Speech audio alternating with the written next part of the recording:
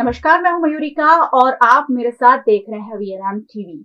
मार्च के मध्य से हम गुजर रहे हैं और अभी से तापमान का पारा 40 डिग्री के पार चला गया है। हर कोई यही सोच रहा है कि अगर मार्च में इस तरह की गर्मी पड़ रही है तो अप्रैल मई में क्या हाल होने वाले हैं। देश दुनिया में, गुजरात में और खासकर वडोदरा शहर में क्या रहेगा मौसम का हाल आने वाले कुछ महीनों में, ये जानना बेहद जरूरी हो जाता है, क्योंकि अभी अभी तो हम ठंड से निकल कर आए थे और सीधे हम अब समर में चले गए हैं और वो भी तपती गर्मी जो हम सबको परेशान कर रही है। ऐसे में कितना तापमान बढ़ सकता है, क्यों बढ़ रहा है, क्या वजह है और कैसे इससे निजात पाई जा सकती है, क्या क्या बचने के लिए किया जा सकता है, इन सारे मुद्दों पर आज बात होगी। और खास मेहमान मेरे साथ स्टूडियो में ज्वाइन कर चुके हैं मुकेश पाठक जी। सर, स्वागत है आपका चर्चा। जी नमस्कार।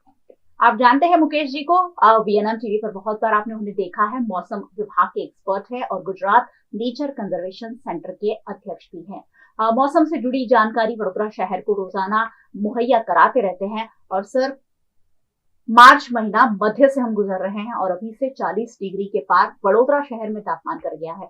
न सिर्फ वडोदरा में, गुजरात के करीबन 20 शहर ऐसे हैं जो 40 डिग्री के ऊपर चल रहे हैं। क्या वजह है इसकी? जी अगर हम पिछले 2 दशकों के तापमान के आंकड़े देखें तो ये पाया गया है कि पिछले 2 दशकों में विंटर सीजन बहुत कम हो चुकी है और काफ़ी गर्म हो चुकी है। तो ये होने के जो अगर ग्लोबली कारण की बात किया जाए तो ग्लोबल वार्मिंग और क्लाइमेट चेंज ये एक महत्वपूर्ण मुद्दा है कि जिसकी वजह से हमें ये सारी चीज़ें देखने को मिल रही है। इस बार के मार्च में सडनली 40 डिग्री क्रॉस क्यों हो गया, तो इसके पीछे जो रीज़न है उसके बारे में अगर मैं बताऊं तो दिसंबर से लेकर के मार्च महीने में वेस्टर्न डिस्टर्बेंस बहुत ज़्यादा आते हैं। मतलब वैसे पूरे साल आते हैं, लेकिन हमारे इंडिया को अफेक्ट करने वाले वेस्टर्न डिस्टर्बेंस की अगर हम बात करें तो वो दिसंबर महीने से लेकर के मार्च महीने में जितने भी वेस्टर्न डिस्टर्बेंस आते हैं वो हमें अफेक्ट करते हैं। वैसे तो वेस्टर्न डिस्टर्बेंस जो है वो हमें फ़ायदा कराता है अगर वो किस तरह से आ रहा है, क्योंकि वेस्टर्न डिस्टर्बेंस ये एक ही घटना ऐसी है जिसकी वजह से उत्तर में हिमालय में बर्फबारी होती है या बारिश होती है। उत्तर में बर्फबारी होती है, इसकी वजह से ग्लेशियर्स में बर्फ़ जमा हो जाता है, उसकी वजह से उसमें से जो नदियाँ निकलती हैं उसमें पानी बढ़ता है, तो ये हमारे लिए फेवरेबल ये है। लेकिन दूसरा ये है कि वो कितना इंटेंसिफाई होता है वेस्टर्न डिस्टर्बेंस। अगर वेस्टर्न डिस्टर्बेंस बहुत, जैसे अभी पिछले वीक में जो वेस्टर्न डिस्टर्बेंस आया वो काफ़ी उसने बर्फबारी दी, उस वक्त क्या होता है कि उसके प्रभाव से, वेस्टर्न डिस्टर्बेंस के प्रभाव से साइक्लोनिक सर्कुलेशन भी पैदा होता है। वो नज़दीकी एरिया जो भी राज्य है, जैसे ज़्यादातर वेस्टर्न डिस्टर्बेंस अपर पार्ट में पंजाब और मतलब पाकिस्तान से लेकर के ऊपर के जो इलाके हैं वहाँ पर वेस्टर्न डिस्टर्बेंस चलते हैं, लेकिन उसके नीचे राजस्थान में साइक्लोनिक सर्कुलेशन पैदा होता है। अगर वो काफ़ी इंटेंसिफाई हो जाता है तो वेस्टर्न डिस्टर्बेंस काफ़ी सशक्त है, तो ऐसी कंडीशन में वो एक साइक्लोनिक सर्कुलेशन भी पैदा करता है जो प्रभावी होता है वेस्टर्न डिस्टर्बेंस से। ऐसी कंडीशन में क्या होता है कि वो वेस्टर्न डिस्टर्बेंस के प्रभाव से पैदा हुआ साइक्लोनिक सर्कुलेशन वो जो राज्य के ऊपर है उसके इर्द गिर्द वो बारिश देता है, तो भेज का प्रमाण ज़्यादा हो जाता है। दूसरा ये है कि इसकी की वजह से एक एंटी साइक्लोन भी होता है। अगर एंटी साइक्लोनिक सर्कुलेशन है तो वो हवा को ऊपर उठाता है और उसकी वजह से बारिश होने, क्योंकि हवा ऊपर उठती है, ठंडी होती है, कंडेंसेशन होता है और तो बारिश की बूंदें गिरती है, तो ये साइक्लोनिक सर्कुलेशन का एक वो है। लेकिन अगर एंटी साइक्लोन पैदा होता है तो एंटी साइक्लोन का उल्टा है कि वो हवा को नीचे तरफ धकेलता है और गर्मी पैदा होती है, वो इलाका पूरा गर्म। तो अभी जो गर्मी बढ़ी है तो जो वेस्टर्न डिस्टर्बेंस आया उसकी वजह से अरब सागर में एक एंटी साइक्लोन पैदा हुआ और उस एंटी साइक्लोन की वजह से उस वहाँ जहाँ पर एंटी साइक्लोन पैदा हुआ है और उसके इर्द गिर्द के जो इलाके हैं वो काफ़ी गर्म हो जाते हैं। तो इस बार दो, एक तो एंटी साइक्लोन भी था, दूसरा भारत देश के कई राज्य ऐसे थे जहां पर हीट वेव की कंडीशन थी। तो चारों ओर, अगर गुजरात को गिने तो गुजरात के चारों ओर हीट वेव कंडीशन थी, और अरब सागर में एंटी साइक्लोन था, तो चारों ओर गर्मी गर्मी गर्मी हो गई। 10 मार्च से टेम्परेचर रेज ऊपर उठना चालू हुआ, और बाकी के 2 दिन 40-40 के ऊपर हो गया। तो इसके दो महत्वपूर्ण, एक तो एंटी साइक्लोन था, और दूसरा जो था कि भाई हीट वेव कंडीशन बहुत सारे राज्य में एक साथ में देखी गई।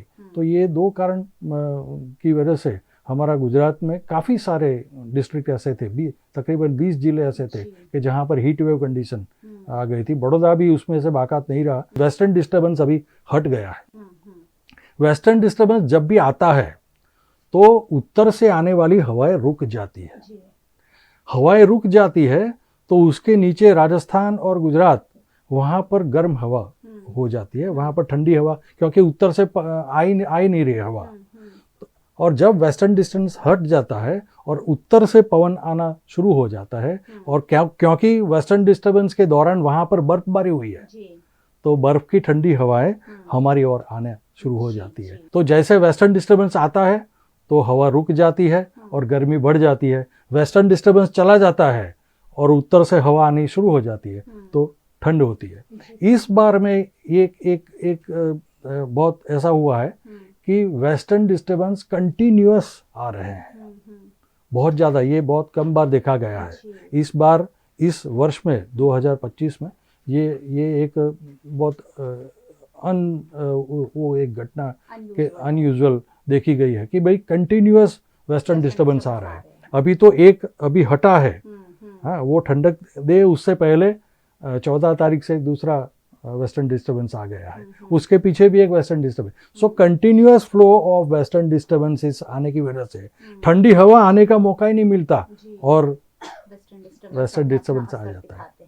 तो इस वजह से हमारे यहाँ बड़ौदा में गर्मी हमें देखने को मिली। जी, वेस्टर्न डिस्टर्बेंस से इतनी ज्यादा हिट क्रिएट हो गई है। वेस्टर्न डिस्टर्बेंस से बारिश भी हमने बिन मौसम देखी है। तो वेस्टर्न डिस्टर्बेंस हमेशा असर करते हैं, और कभी पॉजिटिवली तो कभी नेगेटिवली असर करते हैं। लेकिन अब क्योंकि जो ग्लोबल वार्मिंग की बातें हम किया करते थे, वो अब हम वाकई में महसूस करने लगे, क्योंकि पर्यावरण को हमने इतना ज्यादा प्रदूषित कर दिया है कि अब ग्लोबल वार्मिंग से हम बच नहीं सकते। और ग्लोबल वार्मिंग का सबसे ज्यादा असर अब मौसम पे हो रहा है। कभी भी बारिश हो जाती है, कभी भी ठंडा मौसम, कभी भी गर्म मौसम, और जब सीजन चेंज होता है लोग बीमार भी लगातार पड़ रहे हैं, क्योंकि सुबह का तापमान और दोपहर के तापमान में बहुत ज्यादा अंतर देखने मिल रहा है। सुबह 20 से 25 डिग्री टेम्परेचर होता है और फिर दोपहर होते होते वो 40 को क्रॉस कर जाता है।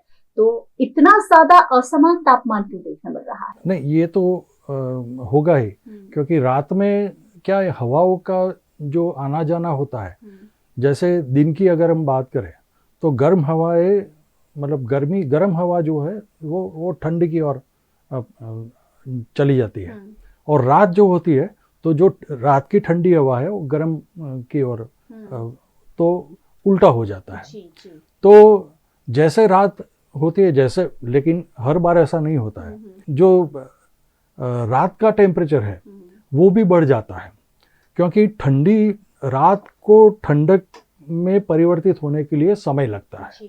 और क्योंकि पूरी हवा, जितना भी प्रदेश है उसके ऊपर ठहरी हुई, रुकी हुई जो हवा है वो काफ़ी गर्म है, क्योंकि 41 डिग्री या 40 डिग्री के ऊपर टेम्परेचर चला गया है। एक तरफ एंटी साइक्लोन भी है, तो वो गर्म हवा को कंजर्व करती है और वो काफ़ी देर तक रुकती है, तो पूरी रात गर्म रहती है।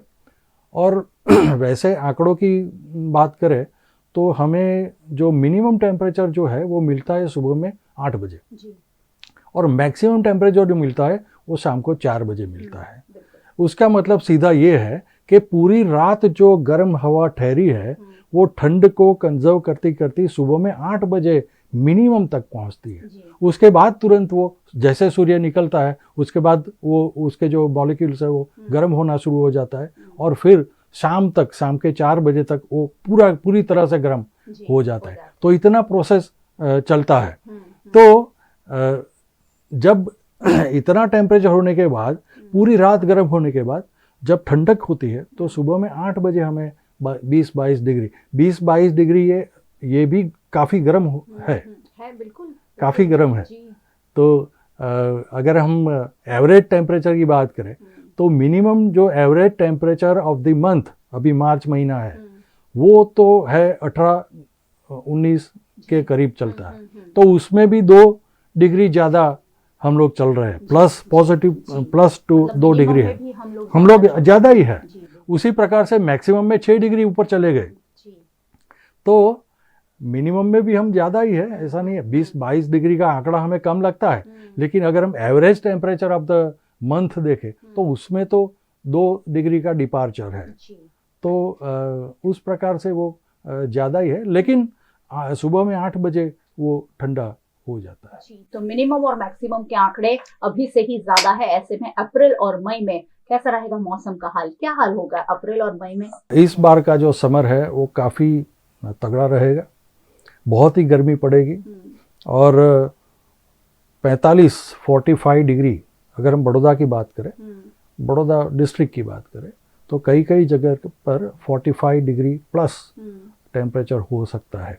अगर हम एंड ऑफ द डिस्ट्रिक्ट की बात करें, सिंधरोड की बात करें, तो वो 46, क्योंकि वो सैंडी सॉइल है और वगैरह है, तो उसमें 1-1.5 डिग्री ज़्यादा हो जाएगा। लेकिन 40 एवरेज अगर हम गिने तो 44 से लेकर के 45 डिग्री तक का टेम्परेचर मई महीने में, अप्रैल में 42-43 के करीब रह सकता है, लेकिन मई, क्योंकि एक्सट्रीम समर है मई में, तो उसमें 45 डिग्री तक हम वो टेम्परेचर उतना हमें ज़्यादा मिल सकता है बड़ौदा में। जी, तो 45 डिग्री गर्मी के लिए तैयार हो जाइए, क्योंकि अब हम पंखों पे नहीं जीते हैं, अब तो हम एयर कंडीशन पे जीने वाले लोग बन गए हैं। जैसे ही घर में घुसते हैं, पंखों की बजाय एयर कंडीशन चालू करने की जरूरत पड़ जाए, उस तरीके की हैबिट हमने अपने आप को डाल दी है। और ये सारी चीजें जो हीट क्रिएट कर रही है वो कहीं ना कहीं तो अल्टीमेटली आपको अफेक्ट तो करने ही वाली है। अब जब 45 डिग्री टेम्परेचर होने ही वाला है, गर्मी तो पड़ने ही वाली है, तो अपने आप को कैसे बचाया जाए, ये एक बहुत महत्वपूर्ण सवाल हो जाता है। कैसे बचा जाए, क्या टिप्स हैं गर्मी से बचने? जी, देखो, ऐसी इतनी अगर गर्मी है तो सबसे पहली बात यह है कि दोपहर का जो समय है जब गर्मी ज़्यादा होती है, अगर हमें काम इतना इम्पोर्टेंट नहीं है या उसकी ज़रूरत नहीं है तो हम बाहर ना निकलें। अगर टेम्परेचर ज़्यादा है तो बाहर निकलना हम लोग अवॉइड करें। अगर जाना ही पड़े ऐसा है तो आप पूरे कपड़े पहन कर निकलिए, ताकि सूर्य की किरणें आपको आपके शरीर की जो चमड़ी है उसको जलाए नहीं। दूसरा, ठंडी चीज़ें, आप जूस हैं या पानी खूब ज़्यादा पीजिए, क्योंकि ज़्यादा गर्मी होने की वजह से क्या है कि शरीर में से पानी निकल जाता है, तो पानी की कमी महसूस होती है। उस कंडीशन में आप जितना ज़्यादा हो सके उतना पानी पीजिए। और ठंडे जूस हैं, वो जो गन्ने का जूस है, वो सब पीते रहिए, ताकि आपका शरीर जो है उसमें पानी का जो स्तर है वो बना रहे। और पूरे कपड़े पहन के आप बाहर निकलिए। लेकिन अगर दोपहर में जैसे 45 डिग्री अगर हो गया है तो ज़रूरत ना हो तो आप बाहर निकलिए मत। छोटे बच्चों को तो आप घर में ही रखिए, छोटे बच्चे को, क्योंकि उनके लिए बहुत दिक्कत हो जाती है। छोटे बच्चे और जो काफ़ी उम्र वाले बुजुर्ग लोग हैं, उनको तो बाहर ही ना निकले वो लोग। उनका जो भी काम है वो सुबह में ख़त्म करिए, या तो शाम को 6 बजे के बाद बाहर जाके आप काम कर सकते हैं। लेकिन दोपहर का जो समय है 11-12 से लेकर के शाम के 4 बजे तक का, जब मैक्सिमम टेम्परेचर कलेक्ट होता है, उसके दौरान आप काम के लिए बाहर न निकलिए। और जैसे पिछले साल भी किया था सरकार ने कि भाई जो जितने भी ट्रैफिक सिग्नल है उनको बंद कर दिया गया। और फिर जो बांधकाम की इंडस्ट्रीज़ है, बिल्डिंग कंस्ट्रक्शन में जितनी भी जुड़ी है, उनके लिए भी जितने भी मजदूर हैं या काम करने वाले जो लोग हैं, उनको 12 से 4 में आराम करने की छुट्टी दे दी जाए, और फिर वो 4 बजे के बाद शाम को काम पे लगे। तो ऐसी हमें वो करनी पड़ेगी। और हमारी जो वर्किंग का जो टाइमिंग है उसमें भी चेंजेस करने पड़ेंगे सभी इंडस्ट्रीज़ में, नॉट ओनली इंडस्ट्रीज। सभी लोग जो काम करने वाले जो बाहर गए, जो घर से बाहर जाके काम करते हैं, उनको ये सीज़न में ख़ास तौर से समर में, और एक्सट्रीम समर की बात कर रहे हैं, जैसे अप्रैल मई और जून, मिड जून तक जब हमारे यहाँ एक्सट्रीम समर होता है, उस वक्त हम ये ख्याल में रखेंगे कि दोपहर को हम बाहर ना निकले, हमारा काम सुबह में और शाम को हम लोग करें।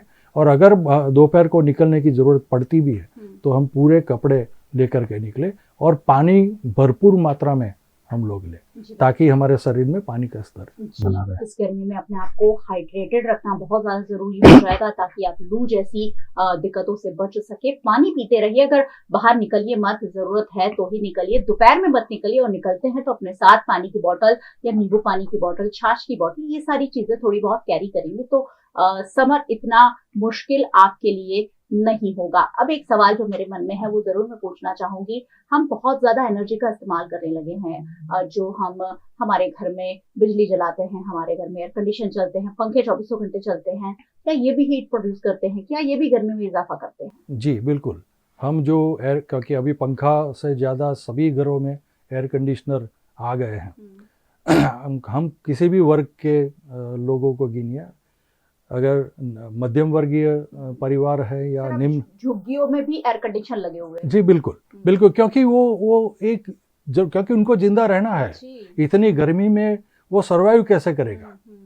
ये हमारा एडॉप्टेशन फेज चल रहा है, या तो हमें 45 डिग्री के लिए हमारे शरीर को तैयार करना पड़ेगा, या तो हमें मरना पड़ेगा, या जो समाधान हमारे पास में है, जैसे गर्मी से बचने के लिए हमारे पास में एसी है या कूलर है, तो उसका इस्तेमाल करना पड़ेगा। लेकिन एसी में क्या है, हम जितना ज़्यादा एसी इस्तेमाल करेंगे, या जितने लोग, जितने परिवार एसी ज़्यादा इस्तेमाल करेंगे, वो भी तो हीट प्रोड्यूस करता है। एसी चलाने का कोई फॉर्मूला है क्या जिससे कम हीट प्रोड्यूस हो, आपको ठंडी भी मिलती रहे? उसको क्या टेम्परेचर पे चलाया? देखिए, एक तो आप बहुत कूल मत करिए। अगर बहुत कूलिंग करे तो उसके कॉम्प्रेसर को ज़्यादा काम करना पड़ेगा, और जितना कॉम्प्रेसर ज़्यादा इस्तेमाल होगा उतनी गर्मी वो बाहर फेंकेगा। तो आपको जितनी आपके शरीर के लिए ज़रूरी ठंडक है, सिर्फ उतना ही टेम्परेचर आप 28 डिग्री टेम्परेचर एसी में रखोगे तो आपके लिए सही है। तो और दूसरा क्या है कि जब उतना ठंडा रूम हो जाता है, उसके बाद में वो बंद हो जाए, और बाद में अगर टेम्परेचर बढ़ जाता है उसके बाद में ही वो एसी शुरू हो। तो जैसे थर्मोस्टेट हमारे फ्रीज में होता है, रेफ्रिजरेटर में होता है कि जितनी ठंडक चाहिए थी उतनी हो गई, उसके बाद में फ्रीज बंद हो जाता है। तो उसी प्रकार से हमारे एसी में भी ऐसा ही थर्मोस्टेट हम लोग टाइमिंग सेट कर दे कि भाई इतनी 28 डिग्री सेल्सियस हमारे रूम का टेम्परेचर अगर हो जाता है तो बाद में एसी बंद हो जाएगा। उसके बाद में जब बढ़ जाएगा तो वापस एसी शुरू हो जाएगा। उसका क्या होगा, एक तो एनर्जी की बचत हो जाएगी, हम इलेक्ट्रिसिटी को बचा लेंगे, और दूसरा ये है कि जो गर्मी प्रोड्यूस होती है एसी से, उसमें भी हम थोड़ी सी राहत कर सकते हैं। तो ये एक छोटी सी टिप है कि वो करिए। दूसरा है कि भी आप अपने घर के आसपास पेड़ पौधे इतने लगाएं, और जो कि आपने बहुत बड़ा अभियान वीएनएम ने शुरू किया है। तो ये अभियान तो एक तरफ है, लेकिन हमारे जिंदा रहने के लिए भी ये काम हमें करना पड़ेगा। पेड़ पौधे उगाने पड़ेंगे, और सिर्फ उगाने के मतलब लगा दिया तो हमारा काम खत्म नहीं हो जाता है, उसका जतन भी करना पड़ेगा। वो बड़ा हो तब तक उसे पानी देना पड़ेगा, उसको खाद देना पड़ेगा, उसको बड़ा करना पड़ेगा, क्योंकि तभी जाके आपको रिजल्ट मिलेगा। तो आपके घर के सोसाइटी में या मोहल्ले में, स्ट्रीट में, जहाँ पर भी आप लगा सकते हैं, जितने लगा सकते हैं उतने पेड़ लगाइए, क्योंकि पेड़ ही ऐसी एक सॉल्यूशन है जो हमें गर्मी में राहत दे सकता है। अगर आपके घर में के आसपास में आप 5 पेड़ भी लगाओगे तो वो 5 डिग्री टेम्परेचर कम कर देगा। तो 5 डिग्री टेम्परेचर अगर कम हो जाता है तो उसका एसी आपको उतना कम इस्तेमाल करना पड़ेगा। जी बिल्कुल बिल्कुल। तो वो एसी से सस्ता पड़ेगा। 50 रुपये का आप सैपलिंग लेके आओ और उसको जतन करो, बड़ा पेड़ कर दो, तो वो 50 रुपये में, 250 रुपये में आपने 5 जो पेड़ लगाए हैं, तो वो एसी की कॉस्ट से कहीं कम रुपए में आपका काम हो जाएगा। बिल्कुल, और इसलिए वीएनएम की टैगलाइन है, लाखों लोग, छोटी कोशिश, बड़ा परिवर्तन। आप अपने हिस्से का पर्यावरण खुद संजोए, ये हम लोगों को इंसिस्ट करते हैं, क्योंकि लाखों लोग मिलेंगे और छोटी छोटी कोशिश करेंगे तो जरूर पर्यावरण को जो हम बिगाड़ रहे हैं, लगातार बिगाड़ रहे हैं, उसे थोड़ा सा सुधार सकेंगे। और ये जो गर्मी बहुत ज्यादा हमें महसूस होने वाली है, उसके लिए अपने आप को तैयार कर लीजिए और पेड़ पौधे जरूर लगाइए। सर ने भी कहा कि पेड़ पौधे बहुत जरूरी है, यही हमें आने वाले सालों में गर्मी से बचा सकते हैं। हम अपने बच्चों को विरासत में हो सकता है कि लाखों करोड़ों रुपए देकर जाएं, लेकिन अच्छा पर्यावरण अगर देकर नहीं जाएंगे तो उनका अस्तित्व नहीं टिक पाएगा। और इसीलिए बहुत जरूरी है कि विरासत में हम उन्हें अच्छा पर्यावरण देकर जाए। सर बहुत बहुत शुक्रिया हमारे साथ जुड़ने के लिए। Thank you. और बहुत बहुत शुक्रिया आप सबका हमारे साथ जुड़ने के लिए। वैसे आपको तो हमेशा जुड़ते ही रहना चाहिए, क्योंकि ये सारी बातें आपके लिए ही हम करते हैं। वीएनएम टीवी को आप यूट्यूब चैनल पर देख रहे हैं। चैनल पर अगर पहली बार आए हैं, अगर अब तक सब्सक्राइब नहीं किया है, जरूर कर लीजिए, क्योंकि यहाँ आपके हित की बातें आप तक पहुंचती रहती है। आप हमें फेसबुक पर देख रहे हैं, शेयर जरूर कीजिए। आजकल हम बहुत सारे वीडियोस, रील्स एक दूसरे को शेयर करते हैं। ऐसी इंफॉर्मेटिव बातें अगर हम शेयर करेंगे तो बहुत सारे लोगों को इसका फायदा होगा। आप हमें ओटीटी प्लेटफॉर्म्स पर देख रहे हैं, डेली हंट, वोडाफोन टीवी, जियो टीवी और जियो टीवी फाइबर। 498 नंबर के चैनल पर वीएनएम टीवी को 24 घंटे लगातार देखा जा सकता है। देखते रहिए वीएनएम, जुड़े रहिए वीएनएम के साथ। नमस्कार।